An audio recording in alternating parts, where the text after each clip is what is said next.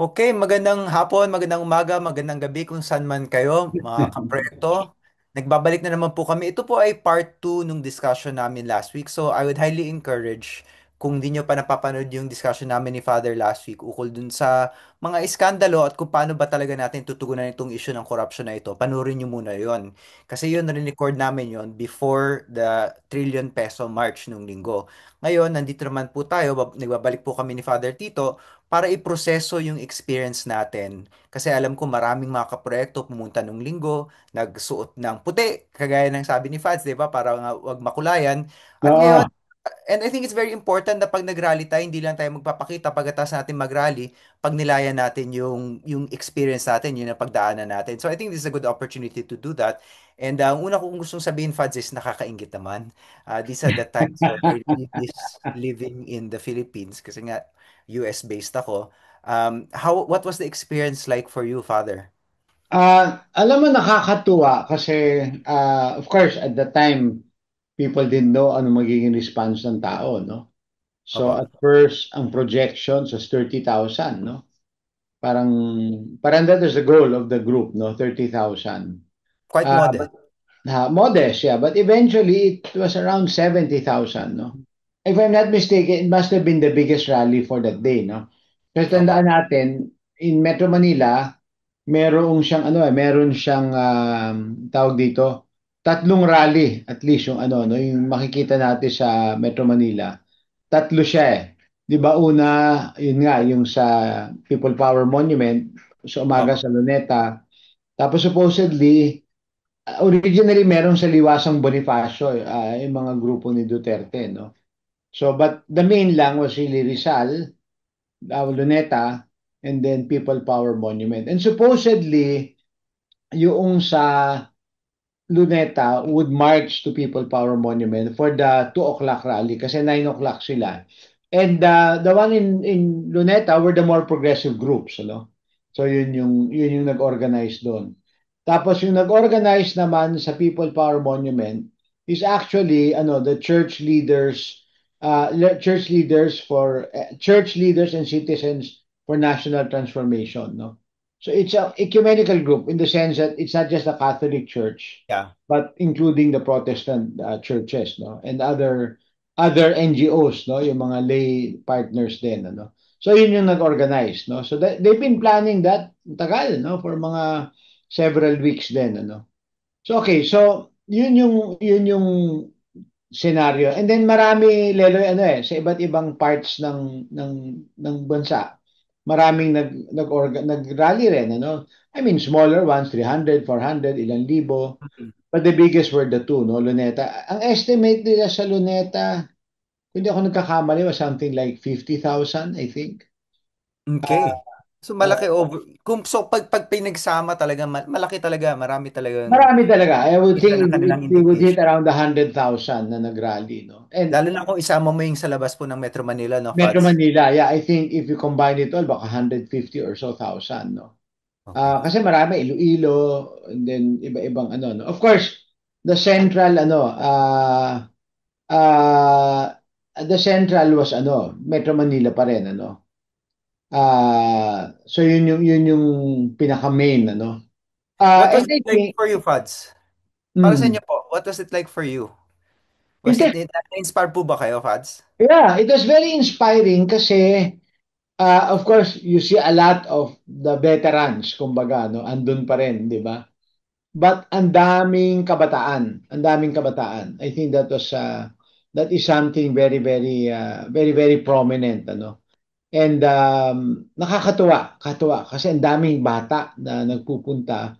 And then maraming pamilya, no, ang sumama. And then also yung mga taong hindi mo inaasahan na magmamarcha pala, no. Hmm. And these are people who are I saw a lot of the wealthy families, no? Marching, no? Yeah. Marching A ulit. lot of people na we would consider normally apolitical po, no, Fads? Political na nandun pa rin, ano? And siguro meron na akong kwento, mga Webes ng gabi, kasi Caritas Philippines is one of the organizers, eh. Yeah. But Balik. the one who really is active were Bishop Colin Bagaforo, who is our president, and then si Idil, no? Idil is in charge of Justice and Peace, no? Program ng Caritas Philippines. Ako, I was helping. Parang background ako, but I was helping because I was doing many other things, no? And then meron akong mga liaison jobs, lalo, no? If you know what I mean, di ba? Of course. Yeah. So, so, so ang nangyari, Thursday night, they messaged me. Sabi nila, since mukhang maraming youth groups na dadating, pwede bang imbitahin si Ben and Ben? Okay? Mm. So, And I saw they were there. they were there. I messaged them Thursday night, and in a matter of what? I think an hour or so, umoo, no? Umoo. And of course, I had to do all the technical things, no? Kasi ito yung nakakatuwa, no? They had a concert. They were leaving for Cagayan de Oro, I think, or nando na sila sa Cagayan nung Thursday. And they were coming back. They were gonna land in the airport at 1 p.m. nung linggo, no? And then, so technical, no? They were asking ano ba yung technical equipment nandun. One thing, they all said yes. I think around 5 or 6 or 7 of the 9, but yung iba kasi may kompromiso na rin ata. But anyway, a lot of them went. They brought their own instruments. Pero ito pa yung nakakatuwa talaga sa kanila. They got more equipment, yung kanilang requirements, di ba? And they paid for it. They didn't Sa charge kanilang kusa. extra. Okay. Oo. Abonado sila. Abonado sila. They paid for it, no? And then, so yun. And then I heard, kasi I had to leave earlier, hindi ko natapos yung rally kasi I had a commitment that I could not change, no? And matagal na yon, so umalis ako. And then I heard, although nagkita pa kami nung dumating sila, no? I heard na people really waited for them, no? I'm sure. Oo. Alam, inintay, lalo na yung mga bata, no? And then, of Well, course, bahagi po yun, no? I don't think dapat may ikahiya yung mga kabataan na pumunta doon partly para manood ng mga musician, yes, partly oo. para Lalo na, makahalili yung mga artista because that's part of the celebration of a rally. Hindi lang naman galit ang dapat pinapakita correct, natin sa correct. rally, Oo, kundi oo. yung saya natin at being together at fighting for a common cause. Oo, correct, correct, 'di ba? And tsaka alam mo ang Ben and Ben, they really chose very meaningful songs, no? Ganun si Ben and Ben, 'di ba? Mm. Tinutugma nila yung kanta ko ano yung advocacy kanilang pinagsinusuportahan, no? Tapos noon, so ang dami. Imagine mo Lelo, yung buong Helera, yung buong White Plains Avenue, magbuhat EDSA hanggang doon sa Temple Drive, puno yan, no? Yeah, yeah. And then, yung EDSA, from People Power Monument, punong-puno yun hanggang EDSA Shrine. Ang EDSA Shrine puno, yung mga flyover, yung mga pedestrian walks, punong-puno ng tao.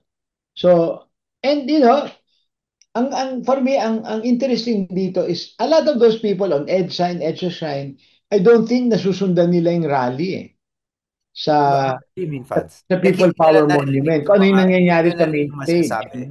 Kasi ano to walang pera eh. So Ah, they I could see. not put sound systems in Yeah. or our screen. So walang pera eh. So okay, but ang mood was ibang-iba. Of course, all wearing white, mga ribbons, may kanya-kanyang placards, no. So it was very encouraging, it was very inspiring, no, na ganun yung naging response ng mga tao, no.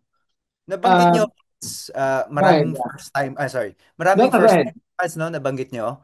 Um, Ngayon to mga first timer, they came from the rally, nakauwi na sila, pinoproseso nila yung kanilang experience bilang first time rallies. How would you advise them? How should they process this experience? Anong reflection you can recommend to first time Uh, rallies? for me, I'd like to really reflect, Leloy, kasi ang worry ko is maraming galit, which is tama, I think, tama, kasi nakakagalit naman talaga, no? But Mhm. I just want to really figure out, um, will this encourage parang a lynch mob mentality in quotation marks, no? Kasi Yeah. talagang parang let's scorch the earth, di ba? Ganun Yeah. yung ano eh. Kasi ay, understandable, di ba? Kasi ilang taon na itong pinag-uusapan, ilang taon nang galit ang mga tao, and Yeah. parang everybody, di ba? May mga, may, ang dami natin mga comment, pasaring about corruption, di ba? And then, all of a sudden, nabuksan ang floodgates, no? Mm. To do something, di ba? And lumabas yung nakakaano eh, nakakabulaga at nakakaanong katotohanan, ano? Trilyon, di ba? So, Mm. understandable yung galit, no? But then again, ang question ko, okay, tama yung tanong mo, what do we do next? Mm. Where do we go from here, no? Yeah. Um, ako For the sa akin, especially for the newly initiated father kasi maraming baguhan dito eh. Maraming first time nila ma-experience yung correct, magaling correct. Mga yung kabataan, di ba? In fact, yeah. a lot of people are branding this as the new first quarter storm. And for me, number one, I think, Leloy, this is my opinion. Let's not get distracted. Okay, let's not get Sabagay. distracted. Number one, bakit? Merong grupo, Marcos resign. Okay? I see. Yeah. Merong grupo, ibalik si Duterte. Oo. Di ba? Oo. Merong grupo, oh, ito yung lumalabas sa kasakiman, kaya kailangan balik si Duterte. May mga ganun eh, parang, sandali, Kaya ibagsak US Marcos yes, dictatorship. Marcos Ganyan, dictatorship, mga di ba? old school, Tapos mga old school. panagutin, martial law. Ako sa akin, ako lang, importante sa akin, let's focus on the issue. Bakit? Kasi, assuming tama yung advocacy nyo, balik si Duterte, Marcos, but assuming, let me emphasize, tama yung ano nyo. Pero, ang punot dulo ng paghihirap natin ngayon is corruption. Okay?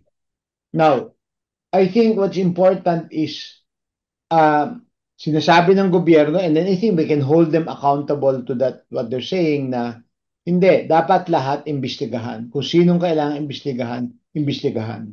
Kung Mhm. sinong dapat managot, managot, 'di ba? Yun yung stand ng gobyerno, 'di ba? Even from the office of the president, no? Mm. At saka I think ako sa akin, dapat maunawaan ng mga tao, lalo ng kabataan, na medyo very trustworthy naman yung mga taong humahawak ng investigasyon. 'Di Mm. ba? Una sa lahat, si Secretary Singson, si Justice Reyes, tsaka si Miss Fajardo. Yun yung independent commission. Tapos andun si Mayor Magalong, no? And then on the Senate na nagpapatuloy pa, andun si Ping Lacson, no? Senator Ping, oo. Na napakagaling mag-imbestiga, no? At saka napakabalanse ng kanyang pananaw, ano? Tsaka So, yung nabanggit Fads ni Senate President Soto, the advantage of having Senator Ping is yung staff niya, hasang-hasa na sa gantong mga investigation. investigasyon, hasang-hasa, yes, oo. So sa akin kasi, Leloy, and this is what I want to really advocate. Ano to talaga crisis? We need to see everything, see clearly, so that we can choose well, no? And act right. Yung pagpapatuloy. Ngayon, one. Two, alam mo, ang worry ko is, Leloy, I think especially among the young people, ang isa sa problema natin kasi wala tayong respect and love for rule of law. Eh, Okay? And I think all stable democracies, that's one of the foundations, di ba? The respect for the rule of law. Okay?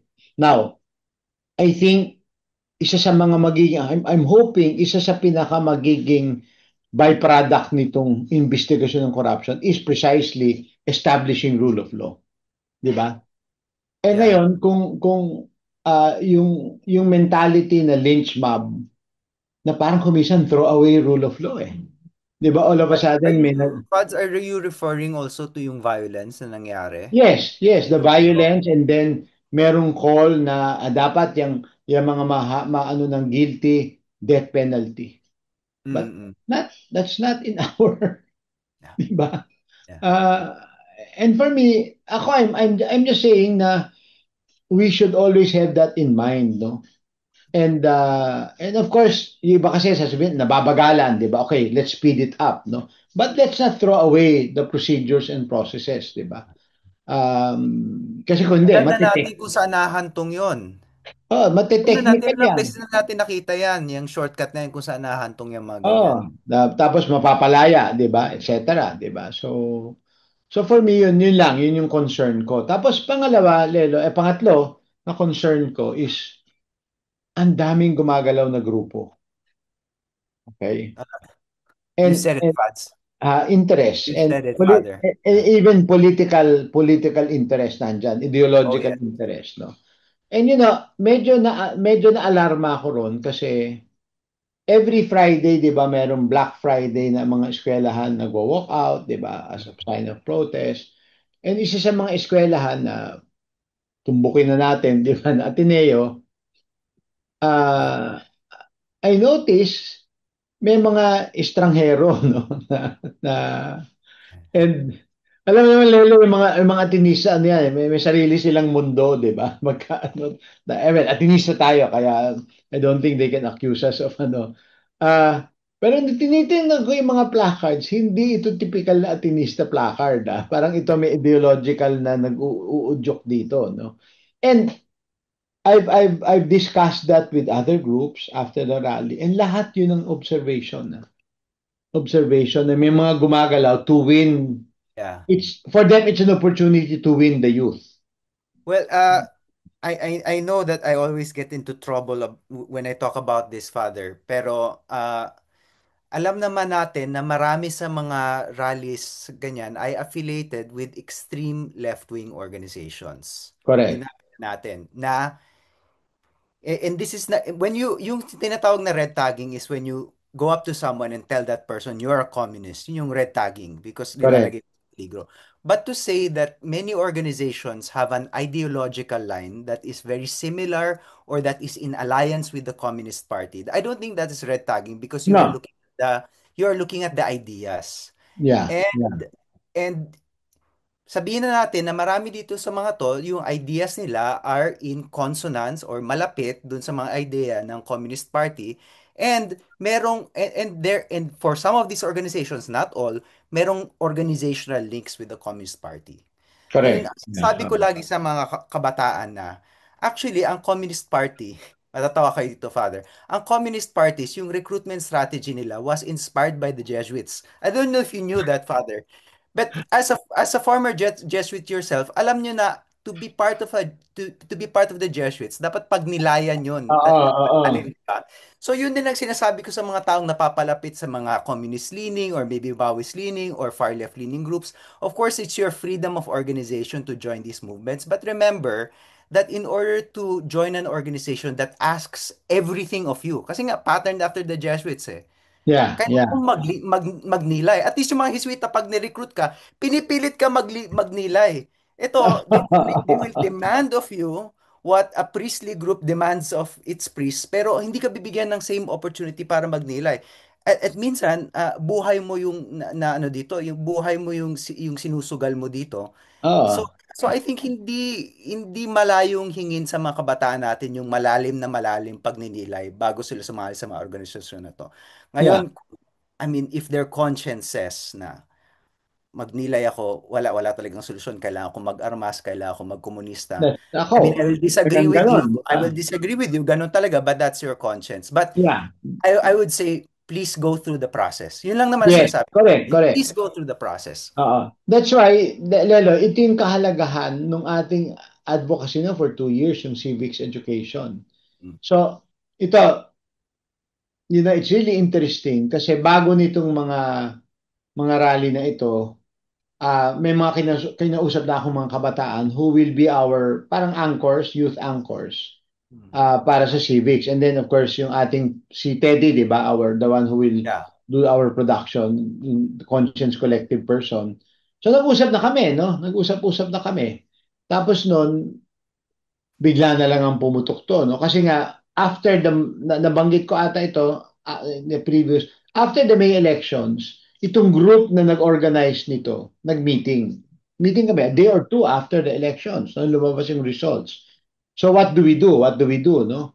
And of course, palagi naman ganyan, di ba? After an election exercise, laging, kailangan natin mag-voters education for the next elections kasi nga, hindi lumabas yung ina-expect, no?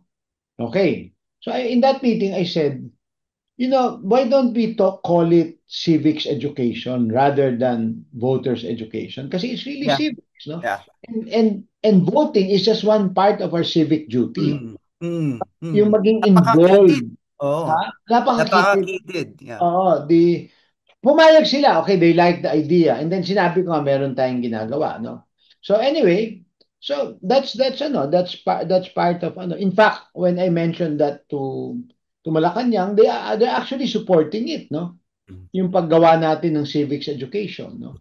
So, tapos noon, so umigting na naman to ngayon, no, with all of this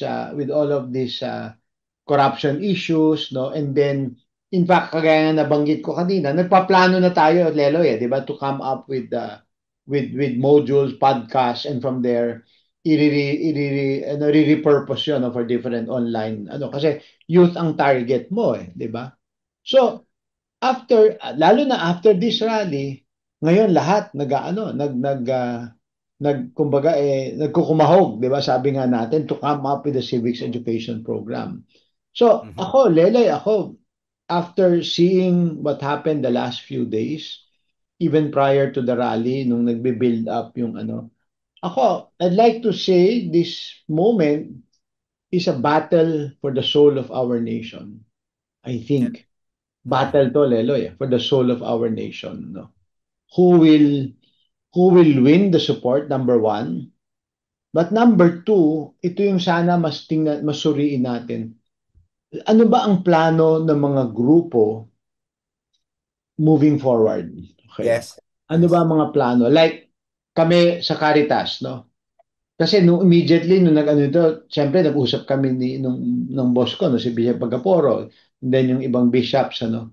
So immediately we released a communication to all 87 dioceses. Number one, sabi, okay, let us demand na maimbestigahan, di ba, etc. and lumabas. And then number two, dapat may hustisya. And then number three, we must educate and mobilize people. Di ba? Ayun, yung civics education, no? And then number four, we must work with existing um, avenues wherein people's participation is allowed, no? Kasi nasa ano yan natin, nasa batas at nasa constitution, di ba? So, we wrote to Secretary Remulla saying, Which pwede ba natin, which secretary Remulla? sorry, DILG, John Vic LG. Remulla. And sabi namin, during the time of Secretary Robredo, DILG started what they called UBAS, Mhm. ugnayan ng barangay at simbahan. And that was a reflection, no? Reflecting together. Pero sabi nga ng mga bishop na katrabaho ko ngayon, but we will go beyond reflection. So hindi tayo pwede mag-ubas lang, balik sa ubas, no? Tapos siyempre, I think, although it's not always stated, but we always want to come out politically, ideologically neutral, no? At least politically neutral. Ayaw mo ang ganda nga 'di ba nung ano, parang tapos na yung dilawan, tapos na yung kakamping, tapos na yung mga iba-ibang kulay, puti na lang bayan naman, 'di ba? Thank God. So, Oh, yung next na step is get people to be involved in the local may mga development councils as barangay, municipality, etc. no. So we wrote to Secretary John Vic Rimula and we're supposed to meet with him how to operationalize that, no. So lalo yan magiging massive training yan on the part of Caritas kasi we have presence in 87 dioceses eh. Actually nationwide, no. So, iba-ibang levels yan. Kasi sabi nga namin doon sa sulat, we want to, as much as possible, work on the level of the barangay, the city or municipality, the province, and then the region, di ba? And I I think, I wanted to say this, Fads, for a lot of our viewers na mga kabataan. I mm, know na approaching your local parish or your local Catholic organization after this, para sa inyo parang ang boring, parang ang normal, di ba? There oo, are more exciting groups there. Ah, oo, totoo naman 'yon. Like, pero I think if you approach a group like Caritas or your local parish, garantisado ka na walang ulterior motive, 'di ba? So, even yes, even if that's not the only thing you do, I think it's a good starting point. Sabihin na, I think the word that kids use these days is yung normie. Parang ang normie naman, mag-aaktivista ako. Tapos ang Anong first normie? Anong kahulugan ng parang normie? normal, masyadong boring, masyadong vanilla ba, kung ganun. I Ah, think it's the okay. word. But actually sometimes it's the boring, it's the normal, it's the vanilla that actually protects you. And Correct, maybe correct. not as exciting as other organizations, pero you know that this organization has your best interest at heart. At Yeah. walang cult leader itong organisasyon na ito. Iisa lang, 'di ba? Yung the bishops are not your cult leaders, 'di ba? So It's very tanggapin mo. more community-oriented eh. Oo. Yes, yes, yes. Alam mo, actually, isa palang dapat natin gawin is imbitahin natin ang ating kaibigan, si Dr. Jail Yeah. Cornelio. Di ba? Yeah, and then hindi naman sinasabi, Fads, 'di ba, na kunari tumulong ka sa parish mo, mag-organisa ka doon ng konti na hanggang doon na lang. Of course, you can spread Hindi. out to Yeah. other groups, pero it's a In, good place to start and to get to know what your talents are as a as a civic contributor to your country. correct. In fact, ang gusto namin gawin, Leloy, kasi remember, we're Caritas, we're one of the lead groups. Pero meron kami ibang partners na hindi simbahan. Hmm. Merong private sector business, merong mga civic organizations, NGOs na aming magiging partner. It's just that the reality is your biggest network is the church. Yeah. We're Yeah. just using the network to spread it, no? But ang aming kasing ang approach for the civics education is but loop in the student councils in your locality, loop in Rotary, loop in Sonta, loop in JCs, di ba? Loop in mga and the best for me ang hinahabol ko Lelo is the ano the community based organizations, no? Kasi we need to go grassroots eh. Yeah. We need to go grassroots kasi majority of the people are grassroots, no? And I think ako kasi in what I've been the way I've been talking about this is okay, malaman ng katotohanan, bring people to justice, and dapat may reparation doon sa pinakamalaking biktima ng corruption. At sabi nga ni Pope Francis, in the end, ang nagbabayad sa korupsyon ang mahihirap. So I Mm. think part of the yung reparation is that you need to pour back services to the marginalized communities. No? Hindi yan nagtatapos sa may makulong, may maano, but how do you provide the services again? No? I think So, that's a very important point, Fads, kasi kunwari, you had a magic wand and you cured corruption. Paano kung yung pera na yon mapunta sa mga proyekto ng government na hindi para sa mahihirap? correct. Oo, What di if ba? what if it just went to I don't know, like defense, only defense. Hindi ko sinasabing Sample lang. Oh, yeah. ating defense. But sample lang defense. Oo. Tapos lumaki na lumaki yung defense pero wala ka pa rin maliit pa rin ang spending mo on education, maliit pa rin ang spending mo on health. Healthcare. Para Oo. saan yung anti-corruption mo kung hindi pa rin nakakarating yung serbisyo sa mga tao? Oo. Oo. And For I me think kasi, that's yun that's yung very important because I think when was this mga a month ago, 2 months ago, meron tayong episode and I encourage our listeners to go back to that where Fads and I really made the important point na ang gobyerno na ito ay susukatin hindi lang sa anti-corruption kundi sa serbisyo, sa servisyo. pagpo-provide ng Yeah. mga serbisyo. Yeah. Yeah. At hindi natin sinasabi mutually exclusive yun, no? Magkaakibat yun, no? Anti-corruption and then service provision. They come in tandem and they can absolutely help each other. Yeah. Ako, no, again, no, at the risk of being bashed and saying that an apologist, he has said, di ba, na we see this through, imbestigahan ang dapat imbestigahan, at dalhin sa hustisya ang dapat madala sa hustisya. Number one, di ba? Paulit-ulit siya dyan, di ba? Tapos pangalawa, one of the things that he had mentioned to me through this year and 8 months was that sabi niya, ang long-term solution sa corruption is good education and good jobs. Yeah. So for him, yun yung pananaw niya, di Yes, ba? Father. So sabi niya ganun, itong corruption kasi ano yan eh, lagi mong babantayan yan eh. Pero sabi niya, hindi ka matitigil ng kakabantay kung wala kang good jobs that comes from good education. And Yeah. siguro ikaw Lela, Yes. you can amplify on this, di ba? Good education, okay, skilled ang tao mo.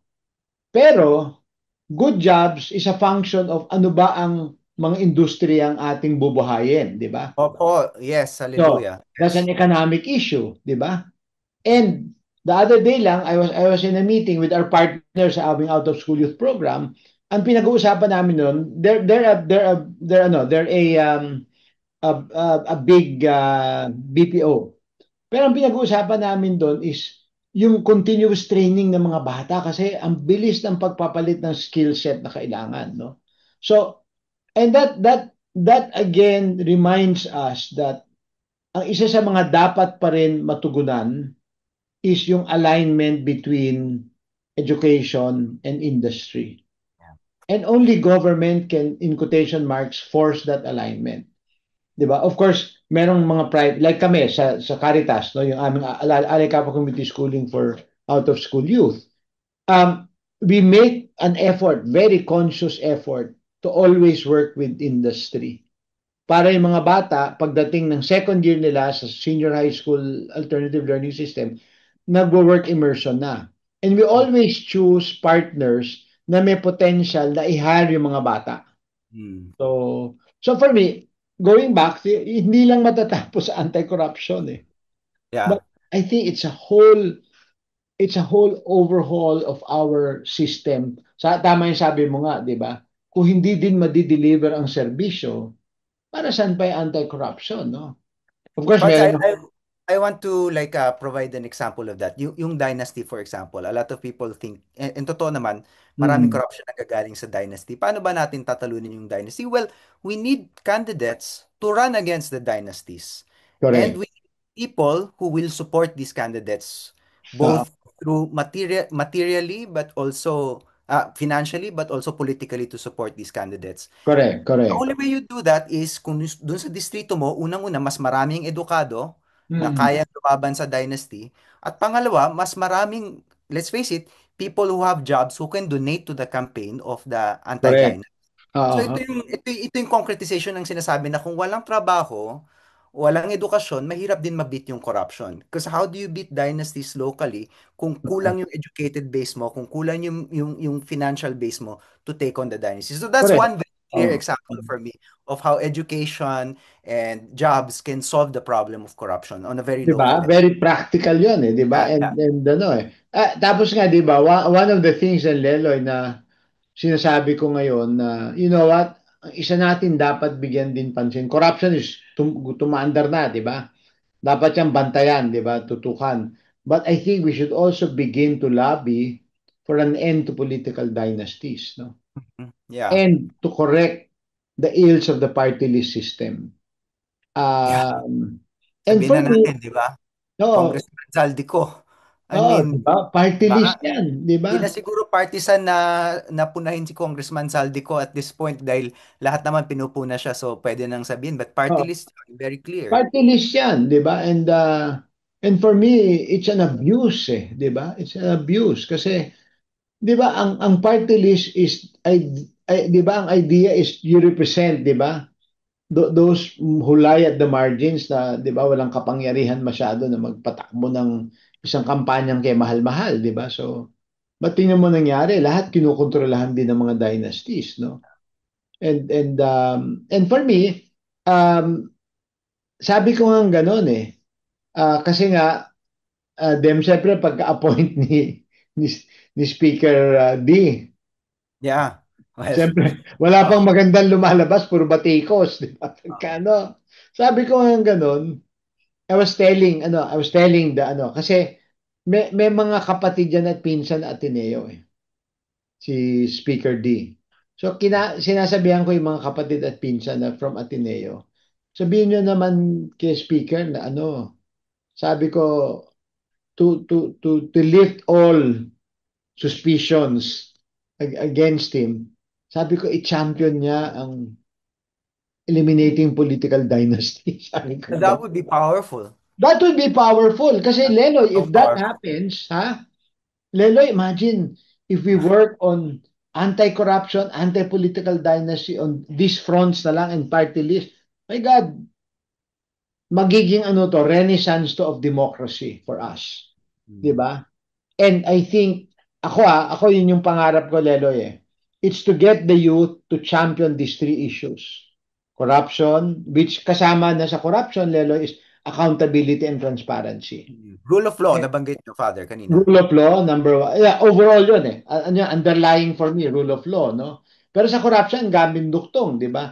Accountability, transparency. Tapos sabi mo nga, with corruption, we need to invest in education and then so industries will also come in, 'di ba? And flourish. So that's all. Pinakamasalimuot, 'di ba? Ang corruption eh, maraming duktong eh.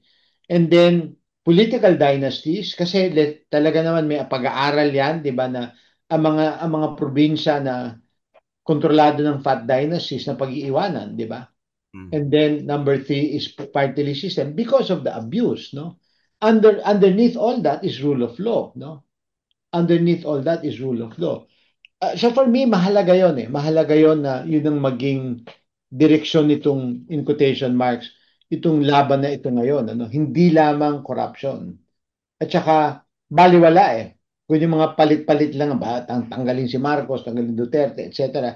Pagdating ng eleksyon, sino na naman ang uupo dyan, di ba? So, Fads, nung we had a couple of episodes back then nabanggit ng isang ng guest natin yung mga tumitingin ng survey na essentially karambola ang politika ngayon. There's a big mass of Filipinos na hindi mm, nila alam kung kanino sa papanig, hindi na malinaw ngayon na yung Pilipinas ay may Dilawan dito, may Duterte oo, dito. oo, So, oo. ang marami talaga magalaw, mukhang magalaw.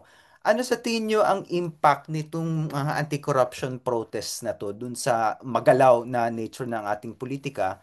And what would you advise our viewers, lalo na yung mga kabataan, paano nila ilolocate yung sarili nila dito sa karambola na ito?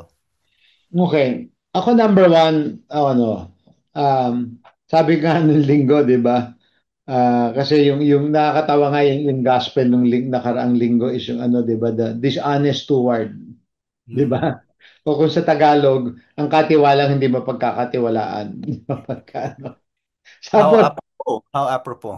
tapos nilink ko yun, sabi ko, kasi pinuri, doon sa Ebanghelyo, pinuri yung, oh, buti itong dishonest steward, magaling. Ways of the world. Kayong mga children of light, hindi kayo marunong makidil sa kadiliman ng mundo. And I think number one, that's it, no? Realize that there is dark side to the world. And kaduktong nun, because there's a dark side to the world, be discerning, di ba? Be discerning. Mahalaga sa akin yun para sa kabataan. And for me, Leloy, someone has to say that. Someone has to say, okay, magulo, mamimili tayo, but suriin nyo yung mga nag-iingay. Yan ba ay rule of law? Number one, di ba? Number two, ano yung long-term plan nila? Di ba? Hmm. Mahalaga yun eh. For me, dun mo mabibisto. Di ba? Kasi Kung lalabas sa long-term importante plan, sa akin, Fads, kung mapayapa ba yung plano na yun or hindi. yeah, 'di ba? Dapat mapayapa, 'di ba? Kasi otherwise ano 'yan, hindi na siya bagay na dapat suportahan eh at this point, 'di ba? So, naku, mahaba pa 'tong usapan, Leloy. Okay. At siguro din, ano, ang gusto ko rin, sana next episode, tal mga kaproyekto, abangan nila, Leloy. I-guest ho natin dito si Father Flavi. Yes, Kasi yes, sana ho Magsaysay Award. Yeah. yan yung isang issue na huwag din natin dapat kalimutan. Isa yan sa mga distractions na pwedeng mangyari. Yeah. Or habang nagkakagulo dito, isa yan sa pwedeng makalusot na issue, di ba? Yeah. And, Yeah. and nakakatuwa, I saw Father Flavi in the rally. So Si nakita Father ko. Flavi, for me, this is a Magsaysay Awardee na for me, very deserving. Lalo na recently, merong mga Magsaysay Awardee na parang sa tingin ko, hindi pa gaano ka deserving in retrospect. Siguro kilala nyo na kami, hindi ko sila Hindi namin nababanggit. babanggitin.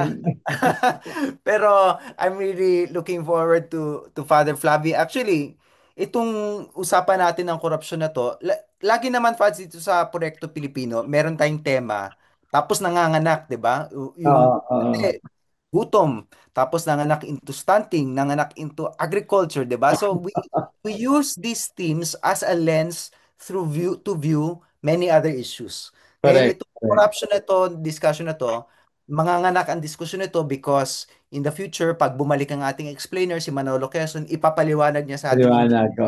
in budget kung paano nangyayari yung corruption doon. So, isang hakbang yon. Tapos Ah, darating si Father Flavi, ipapaliwanag niya sa atin hindi lang yung corruption ng pera, kundi a moral corruption that allows us to kill other Filipinos, di ba? correct. Kaakibat din yun. Corruption din yan, no? Yes, corruption din yun. And I think, Pads, gusto ko sanang, we're about to close, pero gusto ko sana pag nilayan nyo, Fads, kasi ito, importante sa akin to, kasi ma-share ko lang, nagsimula din yung aking politicization sa anti-corruption nung panahon ni Jemmy, of course, na Okay. talagang BNBNZTE scandal. And then nung panahon nga na yun, malungkot, may mga elemento sa Ateneo na ayaw kaming magsalita against corruption dahil gusto magtayo na lang kami ng bahay. So talagang na-politicize Oo. ako ng father. Tapos nanganak na yon. Nanganak na yon. And I have my own journey as a result of that, as a Yeah, result of that yeah. moment. So very special to para sa akin. Fads, I'd like you, in closing, I'd like you to reflect on yung para sa mga kabataan. Paano ba nila gagamitin itong opportunity nito, itong initial, itong tawagin natin, sige, parang first quarter storm, itong Oo, politicization. oo, oo. How can they use this to further deepen their engagement with Proyekto Pilipino at para manganak yung kanilang commitment into something that is not just something they do on one Sunday, but a kind of lifelong commitment? Oo. I think number one, it's to understand why you're getting involved. Bakit, 'di ba? Ano ba yung stake mo? And I think I'd like to propose na ito bahagi nito is ano to, this is the battle for the soul of our country, no? Pag manalo tayo dito, ang laking direksyon na tatahakin natin na tama. Pag matalo tayo dito, ang laking mas malaki ang bunuan dito kasi ibig sabihin nanalo yung mga masasama ang masama ang mga budhi ano at mga ginagawa. And number two, I think, as I said earlier, rule of law, always make that part of your discernment. And number three, ano ba yung long term na pwede kong masalihan in my day-to-day life, di ba? It will not take me away from what I'm doing, although some are called to do that. Pero yung anong participation ko sa pang-araw-araw na buhay ng lipunan na pwede kong alam ko yon, ginagawa ko yung aking commitment na labanan ng korupsyon. Siguro I'll end there, ano? Kasi maganda rin, Leloy, siguro in a future episode soon, mag-imbita tayo ng mga youth na involved na first time. Mm. Ako, audience, mga kaproyekto, yung pagninilay ko is related. I want to point out something that Father did not do. And I think that's the most important part. Hindi kayo sinabihan ni Father na sumali sa grupong ito, gawin ito specifically, gawin Mm. XYZ. Ang sabi ni Father sa inyo, ano ba talaga yung calling nyo? Ano yung tawag sa inyo? At yun yung pinaka-importante dito, di ba? Kasi itong Proyekto Pilipino, ang ginagawa namin, naghahain kami ng mga Mm. iba-ibang option for you. Pwede kang lumahok dito, pwede kayong lumahok doon. Pero ultimately, kayo yung magpapasya. At in this moment, I think the people you should listen to are, actually mahirap sila pakinggan eh. Mahirap pakinggan yung mga tao kagaya ni Father Tito na hindi sasabihin sa inyo kung ano yung gagawin. Lalo na kung confused ka eh. Oo, oo.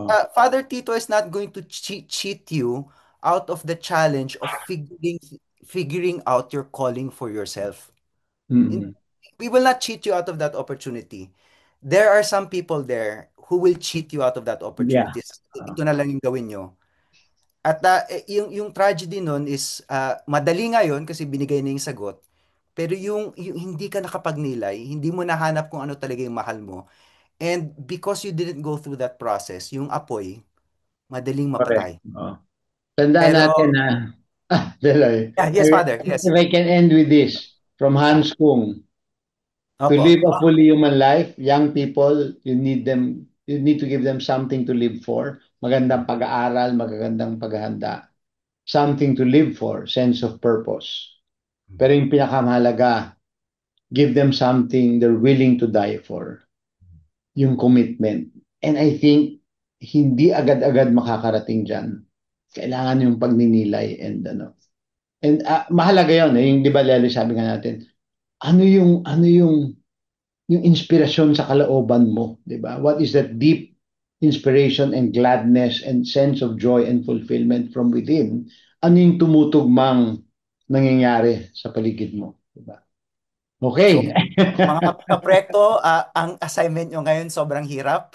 Sobrang hirap, malalim na pagninilay, pagbabasa, pag-aaral, pag-iisip, pakikipag-usap sa iba't ibang mga tao. Oo, Nandito oo. kami At para wag lang sa lumabalik. isang grupo, wag lang sa isang grupo, iba-iba, 'di ba? Marami tayong team. Marami Oo. tayong team. Ang team natin kalahat, of course, Team Pilipinas tayo lahat, pero within that, marami tayong iba-ibang team.